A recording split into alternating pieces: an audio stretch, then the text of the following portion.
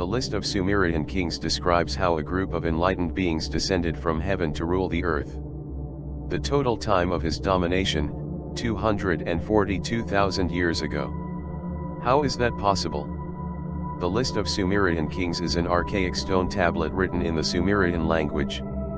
It gives us the names and periods of reign of the kings of Sumer, a region that encompassed the space now occupied by southern Iraq. Compiled from several different clay tablets, the final part of the list of kings contains the names of rulers and cities historically attested. To the community of forbidden history, the first kings not tested on the list present greater interest. Who were the true gods of Eden? Also known as antediluvian rulers, the first 8 kings on the list totaled a reign of 242,000 years, in a mythical period before the Great Flood swept the area. Scholars of the mainstream discard the existence of these lords and their impossibly long kingdoms, citing the fact that no archaeological discovery supports the unusual claims made by the stone tablets. However, the cuneiform words are there. After royalty came down from heaven, royalty was in Eridug. In Eridug, Alulim became king, ruled for 28,800 years.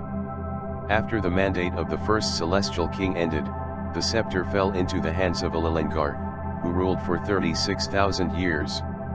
After him, it was Enmenluana's turn to sit on the throne for 43,000 years. The next 5 kings occupied the position for long periods of time, the shortest of which lasted only 18,600 years.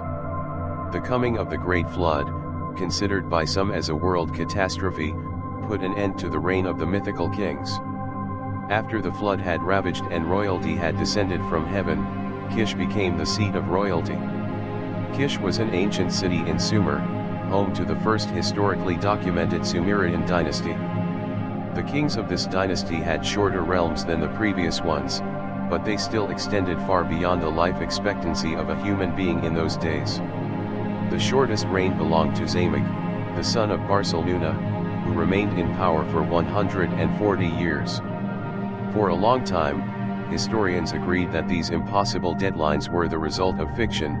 Their reigns and facts were hyperbolized to increase the meaning of the ancient Sumerians in the eyes of neighboring peoples. By documenting their extremely ancient history, they could place a legitimate claim to govern the lands. But most historians reject the existence of the Anunnaki, the sons of Anu. They also came down from heaven to fulfill their own agenda on Earth. These beings had mastered space travel, and although it is said that they came here from the 12th planet, Nibiru, their place of origin could have been in another part of the galaxy. We do not know with certainty how man came to this planet. Perhaps it is the product of evolution and natural selection. But if human beings were created by someone, there is room for the Anunnaki Genesis theory, which states that man took his first breath in the laboratories of the Anunnaki Enki and Ninmah geneticists.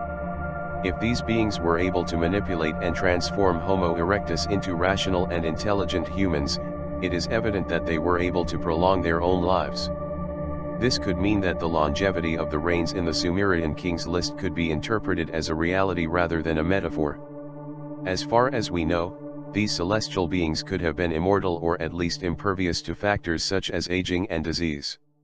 If they handled enough power to be considered gods, it is logical that they were immune to the problems that end with our short lives. There is always the possibility that we look for answers in the wrong places, and the list of Sumerian kings is half fable, half done. But in the middle of this controversial topic, one thing is certain: the history of our planet is strange.